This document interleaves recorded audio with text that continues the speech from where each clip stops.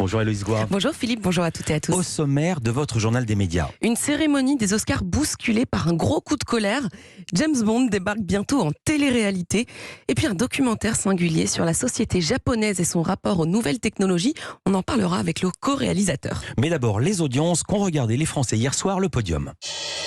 Vous aimez bien quand c'est dans ce sens-là, c'est 1, 2, 3 hier soir. C'est que c'est pratique, comme ça je me gourre pas. En première place, TF1 avec le film Skyscraper qui a réuni 4 228 000 téléspectateurs.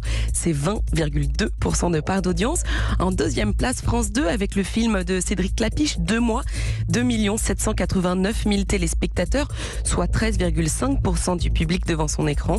Et puis en troisième place, France 3 avec la série policière Broken Wood qui a rassemblé 2 472 000 téléspectateurs, soit 11,6% de part d'audience. Et comme chaque lundi, on revient sur les audiences du week-end qu'ont regardé les Français. On commence par le samedi soir. Eh bien, samedi, contre toute attente, ce n'était pas TF1 avec The Voice qui était leader, mais France 3. La chaîne s'est imposée en tête des audiences avec la rediffusion du téléfilm Le Canal des Secrets. 3 930 000 téléspectateurs. Et c'était un exploit tout particulier puisque ce n'était pas seulement la deuxième fois que ce téléfilm était diffusé, mais la troisième fois. Et c'est la troisième fois qu'il est leader aussi, ce téléfilm. Cette fiction avait déjà été proposée en février 2020, puis en mars 2021. C'était donc une rediffusion d'une rediffusion. TF1 n'était tout de même pas très loin derrière. En deuxième place, la dernière soirée des auditions à l'aveugle de The Voice a réuni 3 820 000 téléspectateurs ce samedi. À noter que la chaîne était encore une fois leader sur cible ce samedi. Et puis, en troisième place, France 2 qui proposait 40 ans de chansons de Céline Dion. Un petit score pour cette soirée du SIDAction qui a réuni 1 920 000 téléspectateurs. Voilà pour le samedi. Vendredi soir, les scores. Vendredi, un beau succès pour M6 qui diffusait du foot. 4 940 000 Français ont regardé le match amical qui opposait la France à la Côte d'Ivoire. Je rappelle que les Bleus ont gagné 2-1. Ça fait toujours du bien de l'entendre. En deuxième place, c'était France 2 et la rediffusion de 2 gouttes d'eau. Ce téléfilm avec Michael Youn et Sylvie Testude a été regardé par 3 170 000 téléspectateurs. France 2 était donc devant TF1 qui a fermé le podium avec Welcome Back. L'émission de Camille Combal n'a réuni que 2 330 000 Français, mais était leader sur cible puisqu'elle a attiré 28,2% des femmes responsables des achats de moins de 50 ans. Europe 1 Culture Média. Et on ouvre ce journal aux États-Unis avec une cérémonie des Oscars. C'était cette nuit bousculée par un événement inattendu. Et quel événement ? Eh oui, c'est la séquence que tout le monde retiendra de cette cérémonie qui s'est tenue cette nuit. L'humoriste Chris Rock était sur scène pour remettre l'Oscar du meilleur documentaire. Et avant d'ouvrir l'enveloppe pour désigner le vainqueur, il a fait une blague osée sur Jada Pinkett Smith, c'est la femme de Will Smith. Alors il faut savoir que cette femme souffre d'alopécie, c'est une maladie auto-immune qui provoque la perte des cheveux. Et Chris Rock l'a comparé au personnage du film de Ridley Scott à armes égales, en anglais c'est G.I. Jane, dans lequel Demi Moore joue le rôle d'une militaire qui a le crâne rasé. Et cette blague n'a pas du tout plu à Will Smith. Jada, I love you. Jada, je t'adore. Can't wait to see it. All right? Trop impatient de voir la suite du film. That was a nice one. Okay. Non, mais c'était I'm une out petite here. vanne rien que pour elle. Oh, Richard. Oh, wow. Will Smith just smacked the shit out Will of me. Smith vient de me retourner une baffe.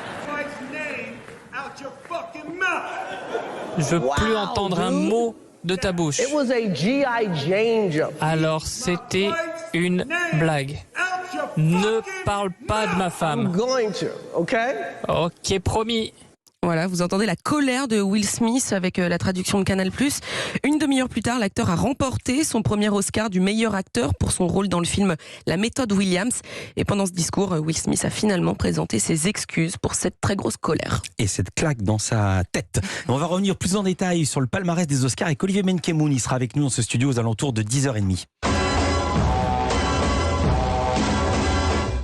Vous reconnaissez la musique de James Bond, le générique. On reste dans le cinéma. La plateforme d'Amazon prépare un jeu télé dans l'univers, autour de l'univers de cet espion britannique. Et oui, alors qu'Amazon vient tout juste de racheter le célèbre studio de cinéma hollywoodien, la MGM, pour 8,5 milliards de dollars. Wow. Eh bien, l'entreprise a déjà des projets pour l'agent 007 qui dépendait de ce studio.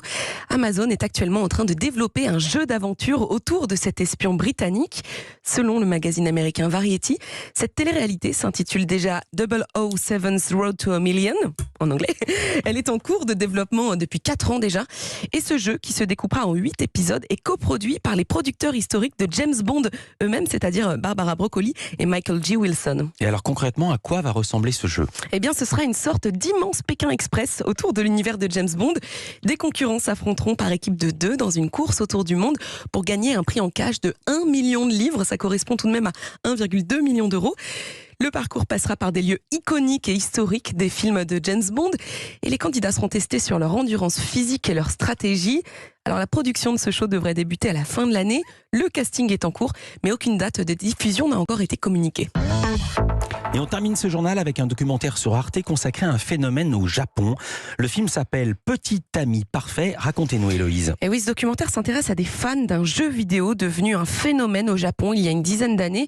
Ce jeu consiste à se fabriquer une petite amie virtuelle avec laquelle on peut interagir, un peu comme un Tamagotchi, vous savez. Je me souviens. Le film suit 3 joueurs assidus qui tentent de devenir des petits amis parfaits sur cette plateforme, quitte à oublier parfois la réalité et à délaisser les vraies femmes qui les entourent. Le co-réalisateur Alain Delanegra nous explique comment lui est venue l'idée de ce documentaire. On s'est baladé à Tami, qui est une ville balnéaire non loin de Tokyo. Et dans un temple, on a vu des petits souhaits. Les souhaits d'amour s'appellent des Emma. Et il y en avait beaucoup qui étaient destinés à un personnage de jeu vidéo. Et dans la ville, on a trouvé plein de petites traces en plus de ce monde virtuel. Et c'est en fait certains joueurs qui avaient décidé de venir jouer dans le lieu qui était reproduit dans le jeu vidéo, parce qu'elle nous demande, le personnage virtuel, d'aller en week-end à Atami, et certains joueurs s'y rendent avec leur console et sont accueillis dans des bars, des restaurants, comme des vrais couples. Voilà. Et ça, c'est ce qui nous a intéressés. Ce documentaire était aussi l'occasion de découvrir le Japon contemporain et ses failles. J'ai demandé à Alain Delanegra quel regard il posait sur cette société nippone. C'est un documentaire que j'ai co-réalisé avec ma compagne Kaori, qui est, elle, japonaise. Donc on a quand même 2 points de vue très différents. Elle l'a abordé d'un point de vue évidemment très critique, parce qu'il faut savoir que le Japon, quand même, en termes d'égalité homme-femme, dans les pays développés, c'est le dernier et de loin. Et moi, c'est vrai que c'est un regard bien plus fasciné, je pense, sur toutes ces méthodes. Je pense que s'il y avait un point commun qu'on voulait traduire tous les deux, c'est un peu une sorte de mélancolie. On sait qu'au Japon, il y a une natalité qui est très très basse. Ça nous a permis, je crois, de comprendre ça, quoi. Comment vivaient aussi des hommes célibataires, comment ils remplaçaient ce besoin d'affection par les technologies. Petit ami parfait, le documentaire est diffusé ce soir à minuit 25 sur Arte. Et pour les couches-tôt, il est déjà disponible en intégralité et gratuitement sur arte.tv. Merci beaucoup, Héloïse Goua. Toutes ces infos à retrouver dans notre newsletter média. L'inscription est gratuite sur europe1.fr. À demain, Héloïse, pour un nouveau journal des médias.